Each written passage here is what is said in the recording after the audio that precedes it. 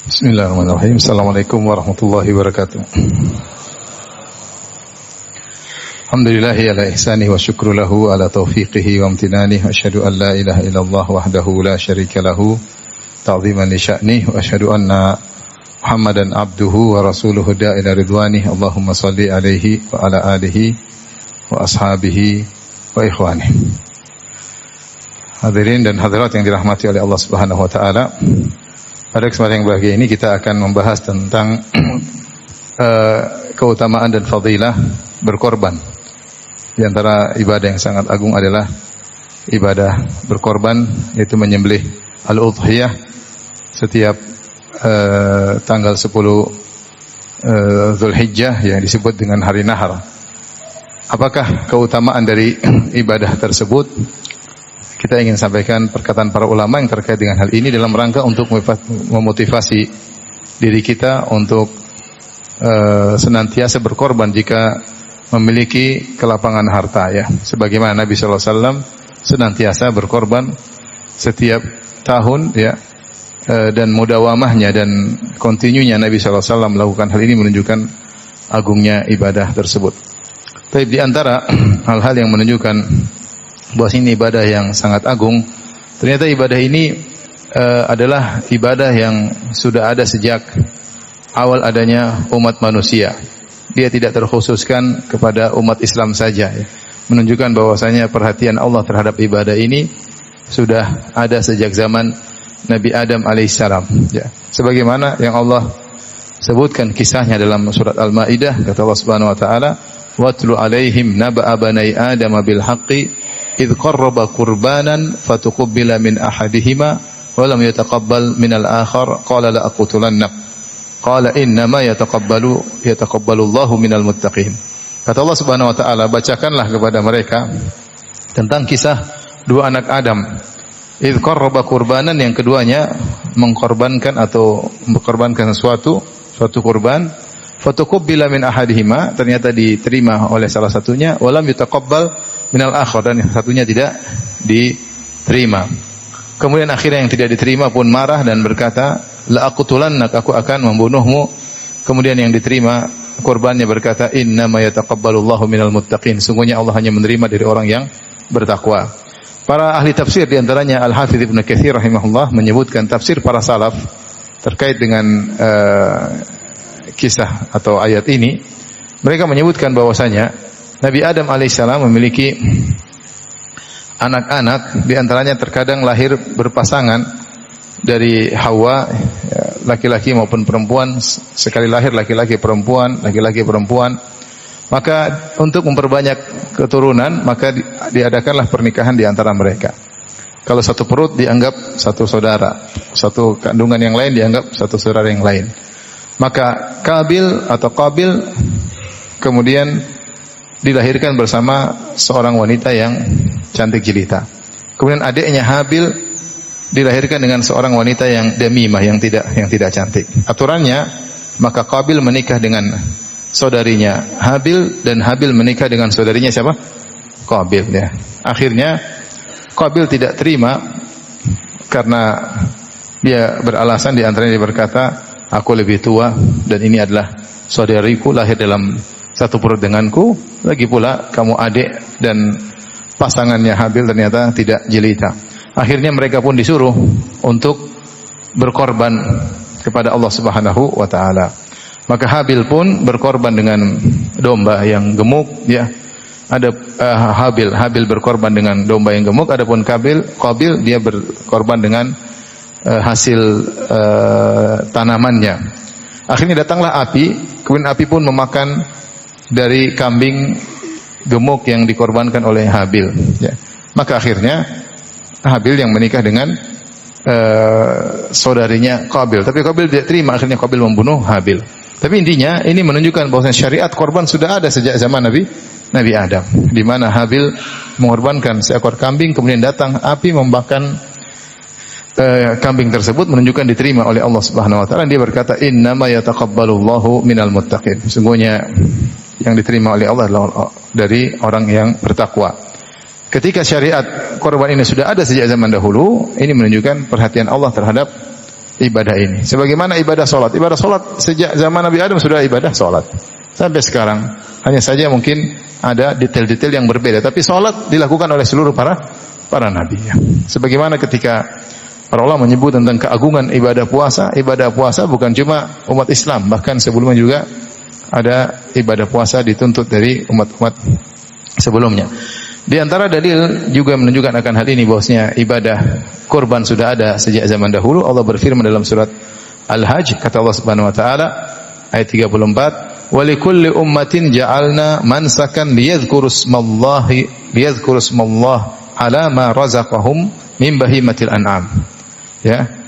Fa ilahukum ilahu wahidun falahu aslimu basyiril mukhbitin. Kata Allah Subhanahu wa taala, dan setiap umat telah kami syariatkan tentang penyembelihan kurban. Setiap umat ada, ya. Umat Nabi Adam, umat terus sampai umat Nabi Muhammad sallallahu alaihi wasallam. Kami telah syariatkan penyembelihan kurban. Buat apa? Liyadhkuru ismallahi ala ma razaqahum, agar mereka menyebut nama Allah atas rizki yang Allah karuniakan kepada mereka, min bahimatil an'am, berupa hewan ternak. Fa ilahukum ilahu wahid, maka Tuhan kalian adalah Tuhan yang satu.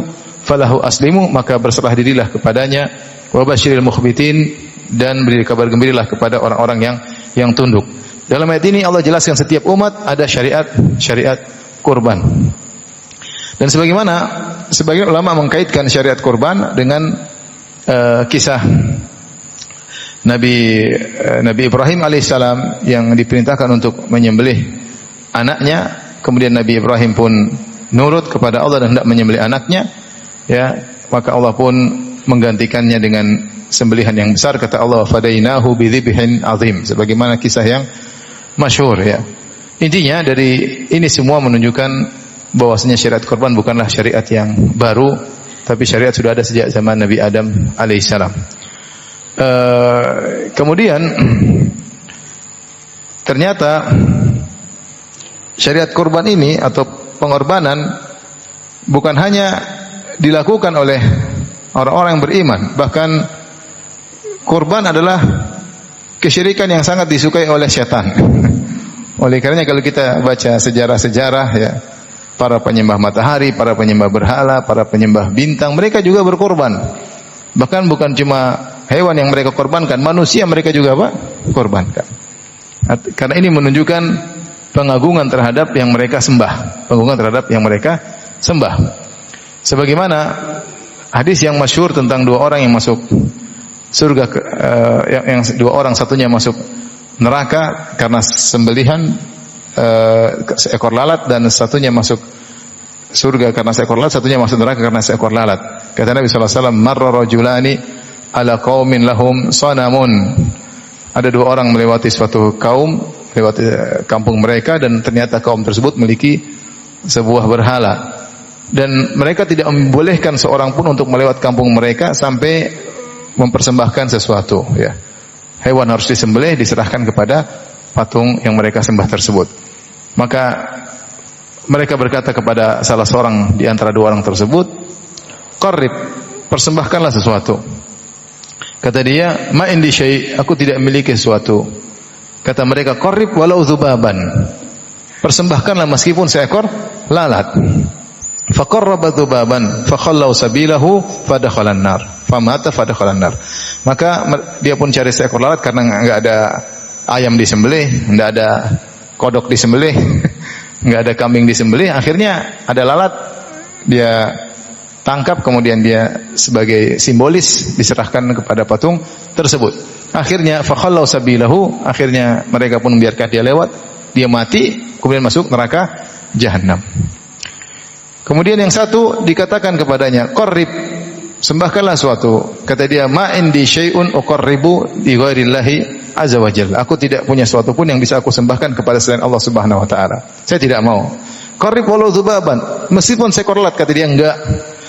Fadarabu unuqahu fadakhalal jannah. Maka mereka pun memenggal kepala orang ini, maka dia pun masuk surga Allah Subhanahu wa taala. Makanya di awal hadis Rasulullah SAW mengatakan, "Dakhala rajulul jannata fi dzubabin wa dakhala rajulun an-nara fi dzubabin." Seorang lelaki masuk surga karena seekor lalat, dan seorang laki masuk neraka karena seekor lalat. Rasulullah bertanya, "Wa kaifa dzalika ya Rasulullah?" Kok bisa? Maka Rasulullah SAW jelaskan tadi. Maksudnya saya ingin menyeratkan bahwasanya bahwasanya syariat berkorban ini atau ritual korban ini bukan cuma dilakukan oleh orang yang beriman, bahkan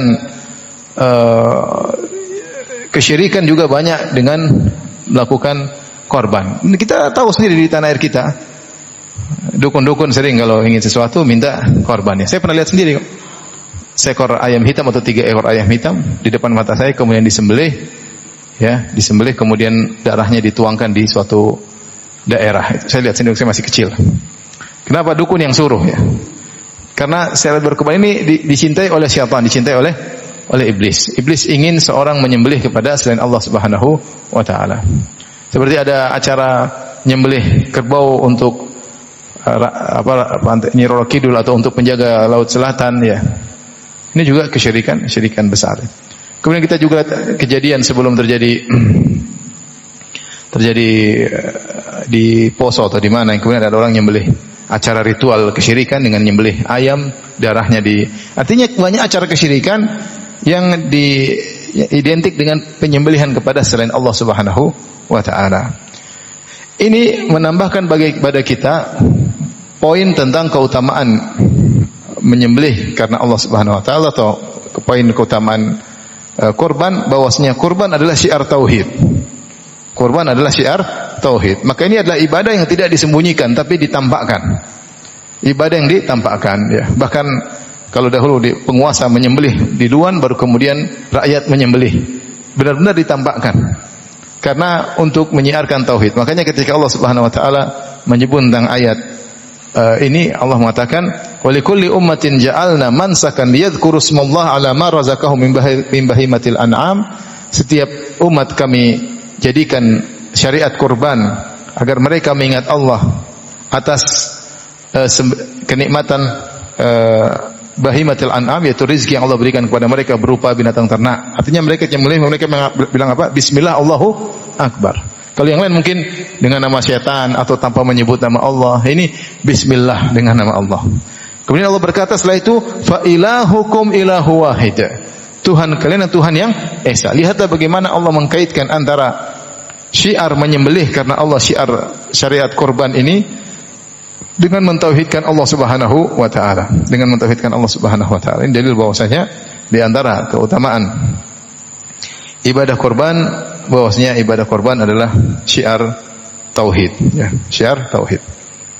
Karenanya antum kalau korban di depan umum tidak ada masalah, ya. Tidak usah sembunyi-sembunyi dalam kamar, ya, di luar rumah sembelih atau dilihat oleh orang banyak, nggak ada masalah. Ini kita syiar tauhid. Bismillah, Allahu Akbar, hadza minka walaka, ini darimu dan kepadamu ya Allah Subhanahu wa taala. Bismillah, Allahu Akbar. Ya. Ketika banyak orang yang menyembelih kepada selain Allah, menyembelih untuk jin, menyembelih untuk proyek lancar, menyembelih untuk bangun jembatan, ya, dengan berbagai macam sembelihan, menyembelih karena takut sama jin, ya, maka kita menyembelih karena Allah Subhanahu wa taala, maka ini perlu disyiarkan karena menyembelih karena Allah merupakan syiar tauhid kepada Allah Subhanahu wa taala. Baik. Poin berikutnya, poin yang keberapa? Yang keberapa? Yang pertama ini syiar seluruh umat, yang kedua merupakan syiar apa? Tauhid. Sekarang poin yang ketiga yang menunjukkan keutamaan ibadah berkorban. Saya tidak akan bahas fikih korban. Saya bahas tentang judul sesuai dengan judul, yaitu apa? Keutamaan dan fadilah berkorban. Ibn Taimiyah rahimahullah menyebutkan bahwasanya kurban atau udhiyah adalah afdhalul ibadatil maliyah. Adalah ibadah harta yang terbaik. Ibadah harta yang terbaik. Kalau ibadah jasad yang terbaik adalah salat, dan ibadah harta yang terbaik adalah berkorban. Oleh karenanya Allah Subhanahu wa taala menggandengkan sering antara salat dengan korban, seperti fasholli li rabbika wanhar. Salatlah karena Allah dan sembelihlah karena Rabbmu. Demikian juga inna salati wa nusuki wa mahyaya wa mamati lillahi rabbil alamin la syarika lahu.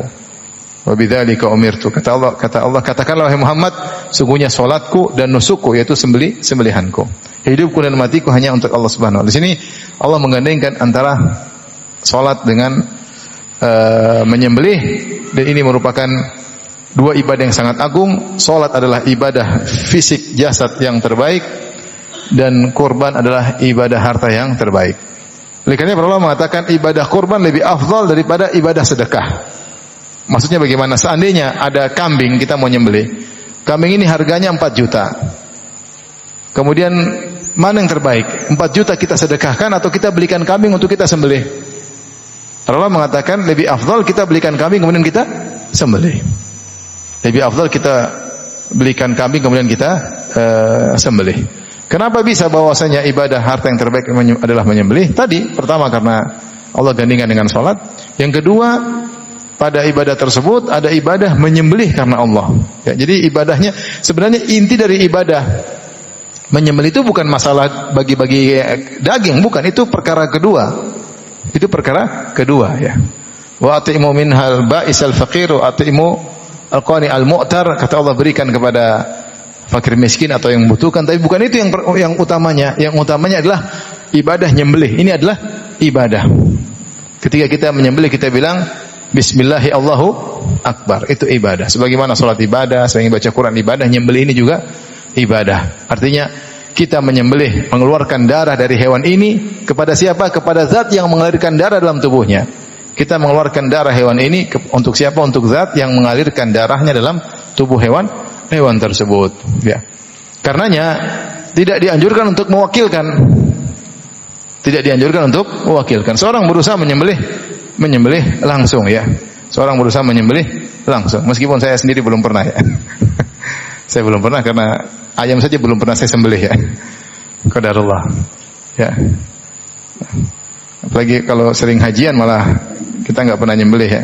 Hajian hewan hadyu sudah ada yang nyembelihin. Mau urusan hewan hadyu haji repot ya. Kemarin juga pas mau nyembelih hewan besar saya juga takut ya. Takutnya bukan takut apa, bukan takut darah, enggak, saya lihat darah alhamdulillah enggak. Saya takut enggak selesai-selesai.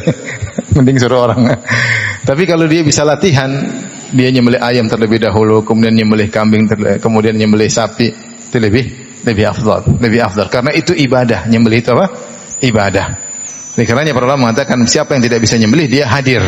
Akhirnya dia berkata ya Allah hadza minka walak, ini darimu dan untukmu, karena itu hewan dia meskipun dia tidak menyembelih.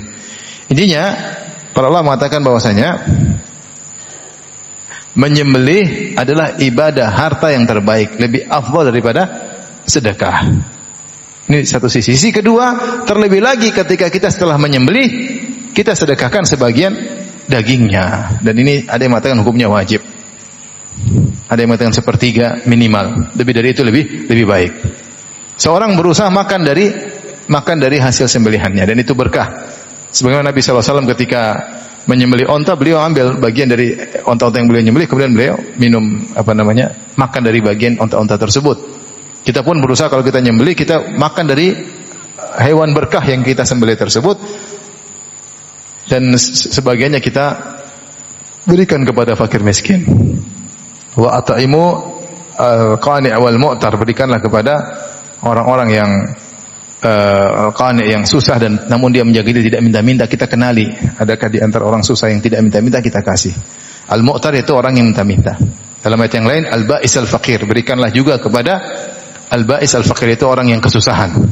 Sehingga ketika kita menyembelih ada juga yang disedekahkan. Sehingga dalam ibadah tersebut dua ibadah bisa kita lakukan sekaligus. Pertama ibadah menyembelih, kedua adalah ibadah sedekah dengan menyedekahkan daging hewan tersebut.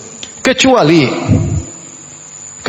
hewan yang kita sembelih tersebut bukan kurban biasa, tapi dia adalah kurban yang merupakan nazar misalnya. Atau misalnya saya bernazar saya akan berkorban tahun ini, maka korban tersebut kata para ulama menjadi hukumnya wajib. Para ulama khilaf apakah korban wajib atau sunnah. Yang benar hukumnya sunnah muakkadah. Tapi kalau dia korban tersebut adalah korban nazar, ya, maka dia tidak boleh makan. Dia harus kasih sedekahkan seluruhnya. Tapi kalau hewan korban, dia makan dari hewan tersebut dan sisanya dia sedekahkan. Minimal sepertiga buat orang miskin, sepertiga dia makan, sepertiga dia hadiahkan, atau dia makan sekedarnya, kemudian sisanya dia sedekahkan dan dia hadiahkan. Taib. Di antara dalil yang mendukung akan hal ini, ketika Nabi SAW menyuruh sahabat untuk menyembelih, maka ada seorang sahabat dia punya ide bagus, dia ingin menyembelih lebih dahulu, maka dia menyembelih sebelum salat Id. Padahal kita tahu syarat untuk menyembelih kurban adalah setelah salat Id, yaitu di waktu duha yang cukup untuk salat 2 rakaat dan khutbah. Kemudian menyembelih, ya. Artinya kalau satu kampung salat Id berbeda-beda. Ada yang salat Id begitu syuruk, ya, 1/4 jam setelah terbit matahari. Ada yang sholat Id jam 8. Yang jadi patokan yang mana? Yang pertama kali. Kalau di satu kota Jakarta sudah ada yang sholat Id sesuai dengan waktunya, kita sudah boleh apa? Menyembelih. Sudah selesai sholat Id sana, kita boleh menyembelih. Meskipun di tempat lain mungkin jam 8, di tempat lain mungkin jam 10, khatibnya nggak datang-datang mungkin.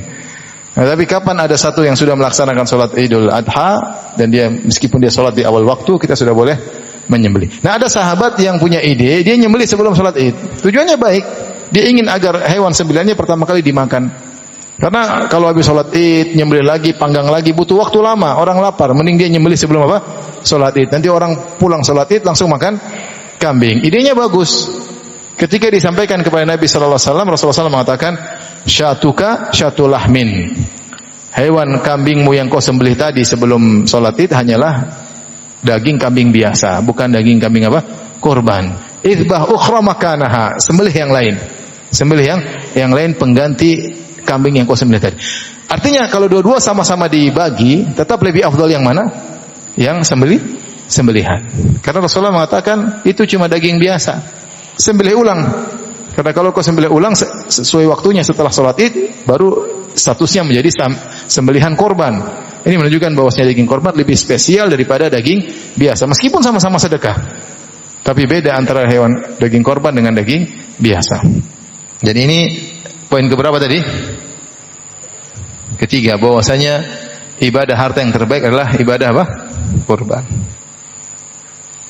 Kemudian di antara dalil bahwasanya keutamaan berkorban, mudawamatun Nabi sallallahu alaihi wasallam ala dzalik. Rasulullah sallallahu selalu berkorban setiap tahun.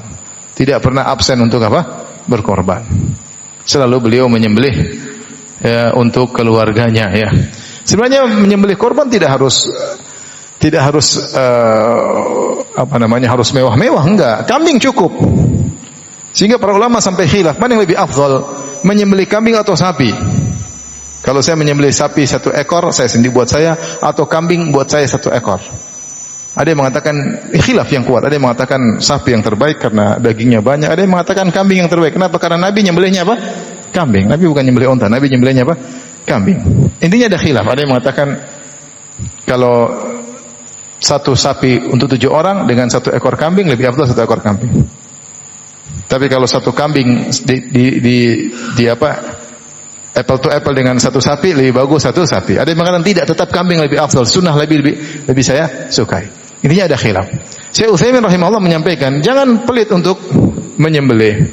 Dan tidak usah terlalu rame-rame. Artinya Anda untuk 1 keluarga 1 ekor kambing cukup. Bahkan kata Syekh Utsaimin, lihat Nabi sallallahu alaihi wasallam, istrinya 9, tetap 1 ekor apa? Kambing. Tidak harus 9 ekor. Antum istri misalnya 4, 1 ekor kambing cukup. Apalagi kalau cuma 1 ya sudah. 1, maksud saya, Syekh Utsaimin sampai mengatakan rahimahullah, Anda usah terlalu, maksudnya harus begini. Sampai Rasulullah SAW istrinya 9, cuma sembelih 1 atas nama keluarganya seluruhnya. Tidak berat, tidak harus sapi, tidak harus onta, tidak harus kambing. Bagi yang punya kelepangan harta, kalau enggak ya sudah. Tapi Nabi continue dalam melakukan hal ini, menunjukkan ini ibadah yang diperhatikan oleh Nabi sallallahu alaihi wasallam. Kesinambungan Nabi melakukannya, tidak pernah absen dalam melakukannya, menunjukkan ini ibadah yang afdal. Kemudian di antara dalil akan agungnya ibadah ini adalah alamat takwa, tanda ketakwaan. Kata Allah Subhanahu wa taala, "La yanalallaha luhumuha wala dima'uha walakin yanaluhu taqwa minkum." Tidak akan sampai kepada Allah dagingnya dan tidak akan sampai kepada Allah darahnya, tapi yang sampai kepada kalian adalah sampai kepada Allah adalah ketakwaan. Takwa tempatnya di hati. Mana bukti takwa? Mana bukti takwa? Antum punya duit, punya harta banyak, tunjukkan di antara bukti takwa, syiar takwa. Di antara syiar takwa adalah apa? Menyembelih. Makanya Allah mengatakan walaki yanaluhu taqwa minkum. Siapa yang menyembelih karena Allah maka takwanya sampai kepada Allah, diterima oleh Allah Subhanahu wa taala. Di antara syiar takwa tidak wajib, tapi syiar takwa adalah menyembelih karena Allah Subhanahu wa taala. Karena ngomong takwa semua orang bisa, tapi ada syiar-syiar yang menunjukkan ketakwaan seorang. Intinya seorang berkorban dengan sebagian hartanya untuk menyembelih karena Allah Subhanahu wa taala. Ini yang keberapa tadi? Jangan dikurang-kurangi ya. Coba yang pertama tadi apa? Hah? Syiar seluruh umat. Yang kedua, syiar tauhid. Yang ketiga, lebih afdal daripada sedekah. Yang keempat, hah? Rasulullah SAW korban tiap tahun. Berarti sekarang ya? Belum. Yang kelima tadi apa? Tanda takwa. Jangan kurang-kurangi antum ya. Sekarang yang keenam. Yang keenam, bahwasanya salah satu bukti nyata bersyukur kepada Allah adalah menyembelih. Salah satu bukti nyata Anda bersyukur kepada Allah adalah menyembelih. Dalil akan hal ini adalah firman Allah Subhanahu wa taala kepada Nabi Muhammad sallallahu alaihi wasallam, "Inna a'tainakal kautsar fasholli li rabbika wanhar." Kata Allah Subhanahu wa taala, sungguhnya kami telah menganugerahkan kepadamu al-kautsar, yaitu sungai atau telaga istimewa yang di surga yang hanya untuk Nabi sallallahu alaihi wasallam. Al-Kautsar diambil dari al-kathrah yang menunjukkan kebaikan yang sangat banyak. Dan ini hanya spesifik spesial buat Nabi sallallahu alaihi wasallam. Setelah itu Allah berkata apa? Fasholli li rabbika wanhar. Kalau begitu maka kata Allah, maka salatlah kepada Allah dan menyembelihlah karena Allah. Maka di antara bukti, jadi ini isyarat disebutkan oleh Syekhul Islam Ibnu Taimiyah rahimahullah. Di antara bukti seorang bersyukur, dia banyak salat dan dia banyak menyembelih.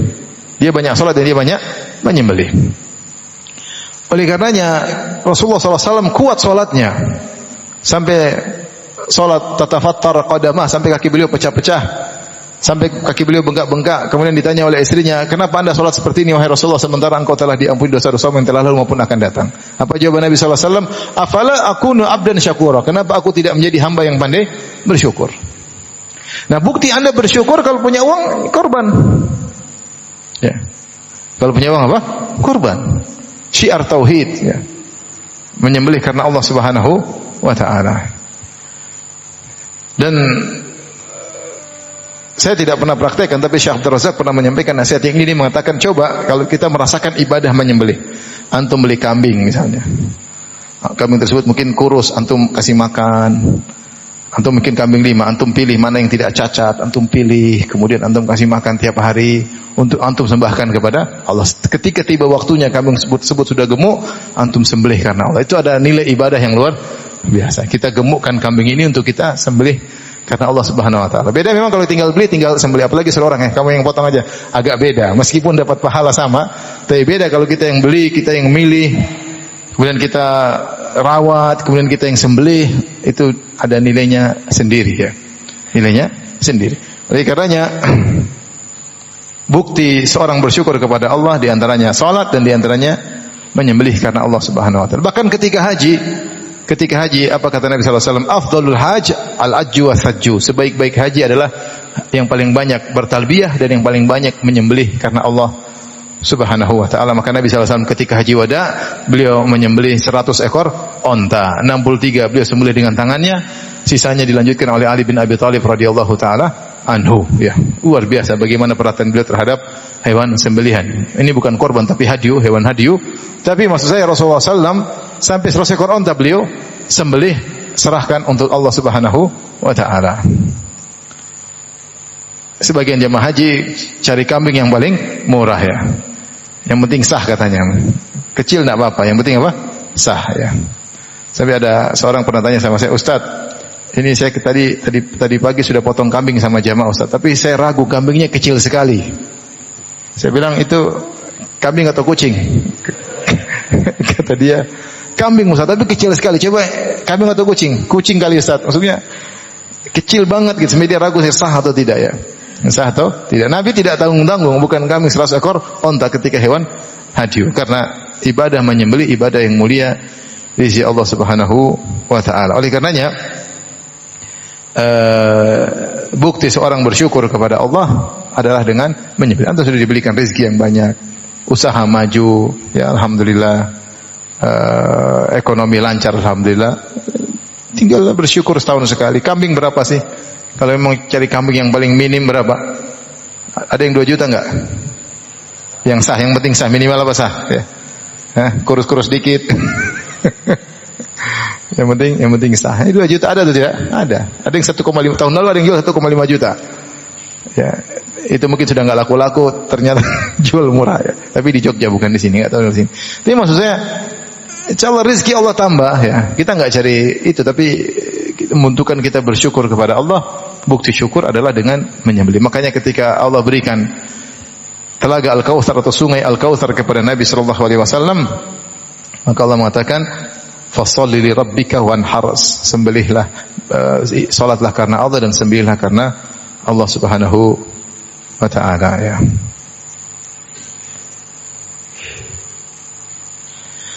Kemudian di antaranya Allah menyebutkan tentang hewan sembelihan, Allah berikan banyak keberkahan. Seperti Allah sebutkan dalam surat Al-Hajj ayat 36 tentang onta. Kata Allah Subhanahu wa taala, "Wal budna ja'alnaha lakum min sya'airillahi lakum fiha khair."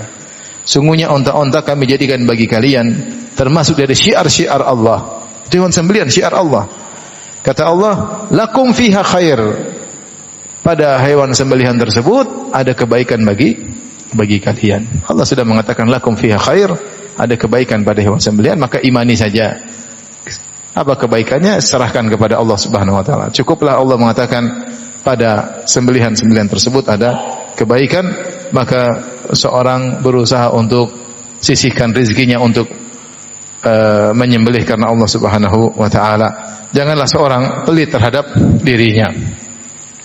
Sembelih hewan. Nabi Ibrahim alaihissalam, ya kalau kita ingat syiar atau yang dilakukan Nabi Ibrahim alaihissalam, bagaimana beliau patuh kepada Allah Subhanahu wa taala, bahkan disuruh menyembelih anaknya pun dia akan nyembelih. Tapi Allah ganti dengan wafadainahu bidzibhin azim, Allah ganti dengan kambing yang atau domba yang besar, yang gemuk untuk disembelih oleh Nabi Ibrahim sebagai pengganti Ismail. Kita sekarang tidak disuruh nyembelih anak. Kita disuruh nyembelih apa? Hewan, alhamdulillah. Makanya dalam hadis Rasulullah SAW mengatakan, "Man wajada sa'atan falam yudhi fala yaqrabanna musallana." Siapa yang memiliki kelapangan harta, kemudian dia tidak menyembelih, tidak berkorban, maka jangan dia dekati musalla kami. Jangan dekati tempat salat kami. Ini peringatan keras dari Nabi sallallahu alaihi wasallam ya. Bagi orang yang sudah dapat kelapangan kemudian tidak menyembelih, sudah enggak usah salat Id, gampangannya demikian. Ngapain? Taib, khilaf di kalangan para ulama, apakah korban wajib atau sunnah? Sebagian ulama berpendapat wajib, seperti berdalil dengan seperti hadis ini. Rasulullah celah, man wajada sa'atan falam yudhi fala yaqrabanna musallana. Siapa yang mendapat kelapangan harta kemudian tidak menyembelih, maka jangan dekat-dekat dengan tempat salat kami. Ini menunjukkan peringatan keras dari Nabi sallallahu alaihi wasallam, dan ini menunjukkan bahwasanya berkorban hukumnya wajib. Namun jumhur ulama mengatakan tidak wajib. Ini sekedar Nabi bawakan dalam rangka zajar, memberi peringatan ya, tapi tidak sampai hukumnya wajib. Kenapa? Rasulullah SAW dalam hadis yang lain mengatakan, jika telah masuk hilal Dzulhijjah wa arada ahadukum an yudhi, dan salah seorang dari kalian ingin menyembelih, Rasulullah kaitkan dengan ingin menyembelih. Artinya ada yang ingin, ada yang tidak ingin. Sehingga hadis yang pertama tadi dipalingkan kepada makna sunnah muakkadah, yaitu sunnah yang sangat ditekankan. Kemudian juga dalam riwayat pernah Abu Bakar dan Umar bin Khattab radhiyallahu anhu 2 tahun kalau tidak salah atau beberapa tahun tidak menyembelih. Mereka senantiasa menyembelih, tapi mereka berdua pernah tidak menyembelih setahun atau 2 tahun. Untuk menjelaskan kepada umat bahwasanya tidak sampai derajat apa? Wajib, tapi adalah sunnah yang sangat ditekankan. Intinya kalau kita dapat kelapangan harta, kemudian kita tidak menyembelih, maka rugi. Lain kalau kita potong kambing untuk walimah, potong kambing bagi-bagi, beda dengan hewan kurban, beda, tidak sama. Makanya tadi sahabat yang nyembelih sebelum sholat Id, Rasulullah SAW berkata, syatu kasyatul lahmin, hanya kambing biasa. Ini sekarang saatnya kau menyembelih kurban karena Allah, ada waktunya, ada aturannya, pahalanya berbeda. Oleh karenanya kita hanya merugi Kalau kita pelit terhadap diri kita sendiri, wa may yabkhal fa innama yabkhal an nafsi. Kata Allah Subhanahu wa taala, siapa yang pelit, sungguhnya dia telah pelit kepada dirinya sendiri. Ini kira-kira ikhwan dan akhwat yang dirahmati Allah Subhanahu wa taala ada dalil tentang keutamaan menyembelih korban. Siapa yang diberi kelapangan harta, maka sisihkanlah hartanya untuk menyembelih. Coba dulu pertama kali, nanti jadi kebiasaan setiap tahun insyaallah. Tinggal kebiasaan. Kalau udah biasa, Allah akan gerakkan hati, tahun depan lagi cari kambing lagi. Tahun depan cari kambing lagi, tahun depan cari sapi lagi. Insyaallah Allah berikan kemudahan kelapangan hati. Yang penting kita bertekad ya. Sebagian orang subhanallah seperti sering saya baca di orang-orang mengutarakan beli HP baru gampang, beli gampang, beli kambing baru susah. Gonta-ganti HP, gonta-ganti mobil, suruh potong kambing berat sekali. Ya, apalagi sapi ya. Sementara dia mungkin makan di tempat mewah, ngundang orang sini, jalan sini mudah, potong kambing susah ya. Ini kita bicara bagi orang yang punya kelapangan harta. Kalau nggak punya ya sudah, mau diapain ya. Ini yang punya harta, kenapa tidak berkorban? Manfaatnya banyak untuk dia di akhiratnya, kemudian untuk dibagi-bagikan dagingnya. Taib. Datang hadis-hadis tentang keutamaan menyembelih secara khusus. Hadis-hadis tersebut kebanyakannya disepakati kelemahannya dan sebagian diperselisihkan sahih atau dhaif. Bahkan sebagian ulama mengatakan seluruh hadis yang terkait dengan keutamaan menyembelih korban semuanya dhaif, semuanya dhaif. Di antaranya perkataan Ibnu Al-Arabi Al-Maliki dalam kitabnya Aridatul Ahwadi Syarah Sunan Tirmidzi, ya, dia berkata, "Laisa fi fadlil udhiyah haditsun sahihun wa qad rawan nasu fiha ajaiba lam tasihha." Kata beliau, tidak ada satu hadis pun yang sahih tentang keutamaan kurban, dan orang-orang telah meriwayatkan hadis-hadis yang ajaib. Tidak ada yang sahih. Ini di antara ulama yang mengatakan semuanya hadis dhaif. Kita sudah cukup tadi keutamaan dengan tadi yang saya bacakan. Ada berapa poin tadi? 6 ya. Terserah 6, 7 boleh ya. Jangan dikurangi jadi 5 pokoknya. Artinya sudah cukup dalil-dalil tersebut menunjukkan tentang agungnya ibadah menyembelih. Bagaimana penekanan Nabi, bagaimana syariat secara terdahulu, bagaimana merupakan syiar, dan banyak dalilnya. Tapi ada hadis-hadis memang spesifik tentang hal ini. Namun ada yang disepakati kedhaifannya dan ada yang diperselisihkan. Di antara yang diperselisihkan ya, tentang kesahihannya adalah hadis riwayat Imam Tirmidzi dan Ibnu Majah dari Aisyah radhiyallahu taala anha, beliau berkata, qala Rasulullah sallallahu alaihi wasallam, Rasulullah SAW bersabda, "Ma amila ibnu Adam yauman nahri ahabbu ila Allah min ihraqid dam. Wa innahu la yu'ta yaumal qiyamati bi quruniha wa ash'ariha wa adlafiha. Wa inna ad-dama la yaqa'u min Allah bi makanin qabla an yaqa'a bil ard. Fatibu biha nufusan." Ya.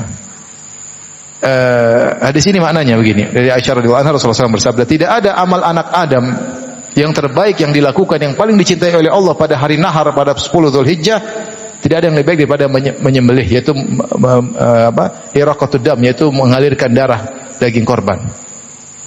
Kemudian Rasulullah berkata, sungguhnya hewan kurbannya akan didatangkan pada hari kiamat kelak dengan tanduk-tanduknya, dengan bulu-bulunya, rambutnya, dengan kuku-kukunya, dan sungguhnya darah diterima oleh Allah dengan kedudukan yang tinggi sebelum darah tersebut jatuh di bumi. Jadi ketika kita nyembelih sebelum jatuh ke bumi sudah diterima amal tersebut oleh Allah Subhanahu wa taala. Maka jangan ragu-ragu untuk menyembelih. Syekh Albani dalam Tahqiq Mishkatul Masabih mengatakan sahih. Hadisnya apa? Sahih.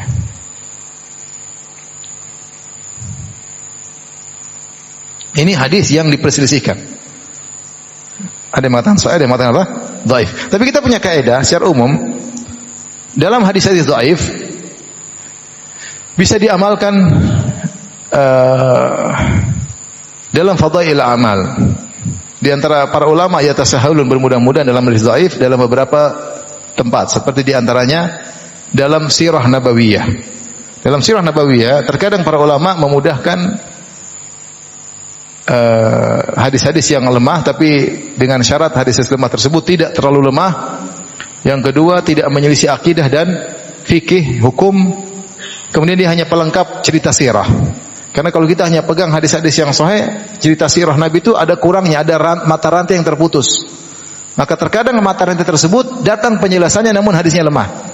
Namun para ulama sirah sepakat dibawakan. Ibnu Hajar dalam Fathul Bari membawakan riwayat-riwayat mursal tentang sirah nabawiyah selama tidak bertentangan dengan akidah dan fikih mereka bawakan. Sehingga sirah Nabi bisa dibawakan secara utuh. Ini diantara para ulama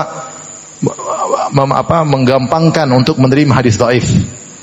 Di antaranya para ulama menggampangkan untuk menerima hadis dhaif dalam fadail a'mal, dalam fadailul a'mal. Apa yang dimaksud dengan fadail amal? Yaitu amalnya sudah ada dalam hadis yang sahih, tapi keutamanya datang dalam hadis yang dhaif. Contohnya ini. Seperti korban, hadisnya sahih atau tidak? Hadis ayat sudah kita sebutkan tentang keutamaan berkorban. Tapi ada datang hadis-hadis dhaif menjelaskan tentang keutamaannya. Maka para ulama tidak jadi masalah dalam rangka untuk memotivasi. Meskipun secara sanad hadisnya apa? Lemah. Karena toh amalnya sudah ada. Bukan hadis dhaif membuat amal baru, tidak. Tetapi amalnya sudah ada dengan dalil yang sahih. Tinggal keutamaannya datang dari hadis yang dhaif. Nah, hadis-hadis yang terkait dengan keutamaan menyembelih rata-rata dhaif, ada satu yang diperselisihkan. Tadi hadis riwayat Ibnu Majah dan Tirmidzi, bahwasanya amal yang paling terbaik, yang paling dicintai oleh Allah, yang dilakukan oleh seorang hamba pada tanggal 10 Dzulhijjah hari nahar adalah menyembelih. Ya, kalau ini sahih, alhamdulillah, ini amal terbaik. Kalaupun hadis dhaif, kita katakan sudah terlalu banyak dalil menunjukkan akan keutamannya. Tapi kita sebutkan hadis-hadis yang lain yang mungkin sering kita dengar, tapi semuanya dhaif. Semuanya dhaif. Ya.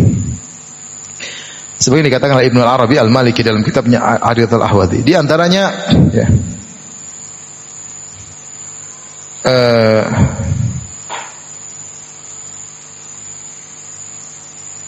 hadis maudhu.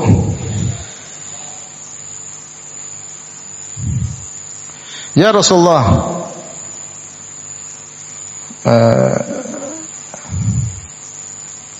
ma hadhil adahi? Ada yang bertanya kepada Nabi, "Wahai Rasulullah, apa itu hewan-hewan kurban?" Qala sunnata abikum Ibrahim. Inilah sunnah ayah kalian Ibrahim. Sunnah ayah kalian Ibrahim, kata Nabi sallallahu alaihi wasallam. Qalu fama lana fiha ya Rasulullah? Apa bagian kami dalam kurban ya Rasulullah? Benar Ibrahim melakukannya, terus kami dapat apa? Qala bi kulli sya'ratin hasanah. Setiap rambut dari hewan yang kalian sembelih ada pahala. Setiap rambutnya ada apa? Pahala. Ya Rasulullah, qalu fasuf, bagaimana dengan domba? Kalau kambing Jawa rambut kan? Kalau kambing domba disebut apa? Suf. Itu tadi kambing Jawa. Kita bilangnya kambing apa? Kambing Jawa kan? Apa bedanya kambing sama domba? Kambing toh ya. Kambing oleh setiap kambing kalau disembelih ada setiap rambut ada pahalanya. Sahabat bertanya lagi, bagaimana dengan domba ya Rasulullah? Qala bi kulli sya'ratin minas suf hasanah.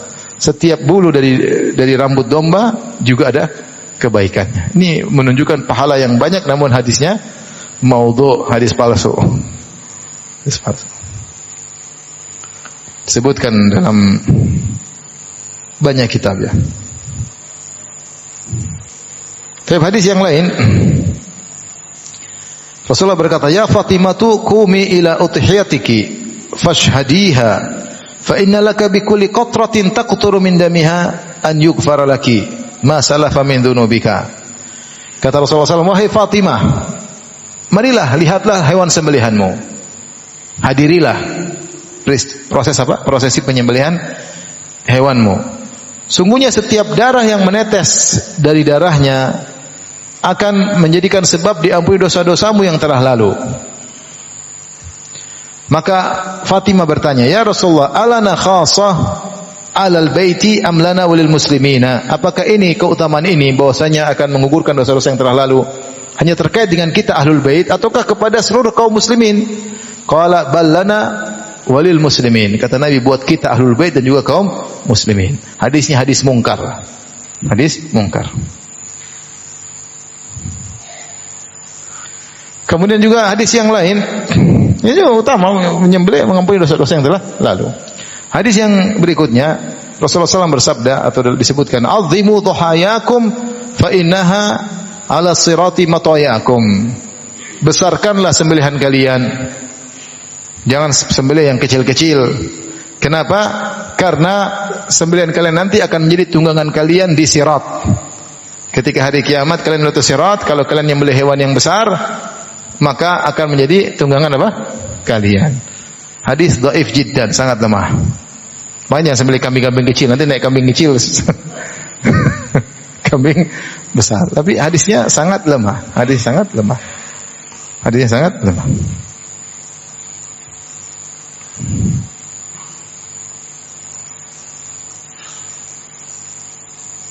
Demikian juga hadis yang lain, man dhaha tayyibatan biha nafsuhu atau tayyibatan biha nafsuhu muhtasiban li udhiyatihi kanat lahu hijaban minan nar. Siapa yang menyembelih dengan jiwa yang senang, tidak terpaksa, tidak jengkel, tapi dia memang gembira ketika menyembelih, dia berharap dengan sembelihannya dapat pahala dari Allah, maka sembelihannya tersebut akan menjadi penghalang baginya dari neraka jahanam. Hadisnya maudhu, hadis palsu. Kemudian juga di antara hadis yang terkenal, innallaha yu'tiku bi kulli udwin min ad-dhahiyyah udwan min al-mudahhi. Sungguhnya kalau seorang menyembelih hewan, maka setiap bagian hewan yang dia potong, entah kakinya, entah tangannya, entah badannya, akan membebaskan bagian tubuh orang yang menyembelih dari neraka jahanam. Kalau dia menyembelih hewan, maka kaki kambing tersebut akan membebaskan kakinya dari neraka jahanam, dan seterusnya. Ini hadis la aslalahu, tidak ada asalnya. Tidak ada asalnya maksudnya dicari di buku-buku hadis, enggak ada. Kalau hadis-hadis maudhu itu ada di buku hadis, ada sanadnya, tapi ternyata perawinya pendusta, dibilang hadis palsu. Ada hadis yang sanadnya juga tidak ada. Tidak ada, tahu-tahu muncul, ya. Seperti hadis utlubul ilma walau bisin. Carilah ilmu meskipun sampai ke negeri Cina. Enggak ada sanadnya, ya. Ini la aslalahu, tidak ada sanadnya.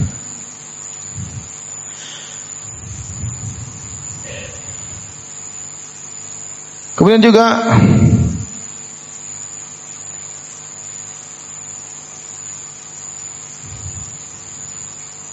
hadis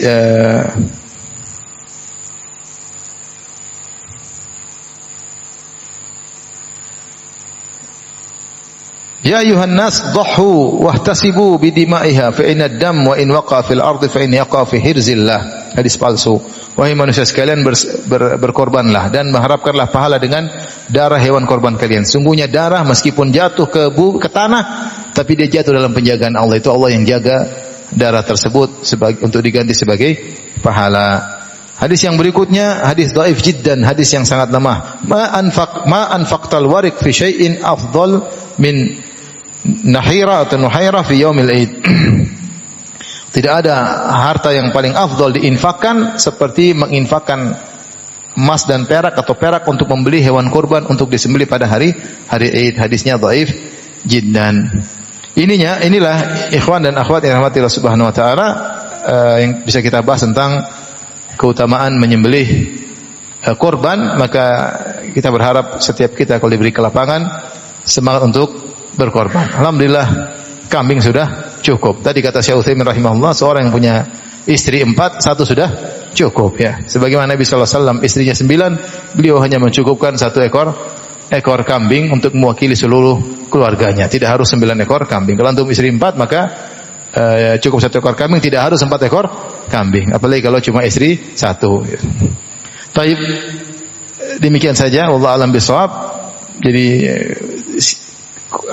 kuatkan tekad dan mudahkan diri, insyaallah mudah-mudahan ketagihan terus untuk menyembelih setiap tahun. Allah taala alam bishawab.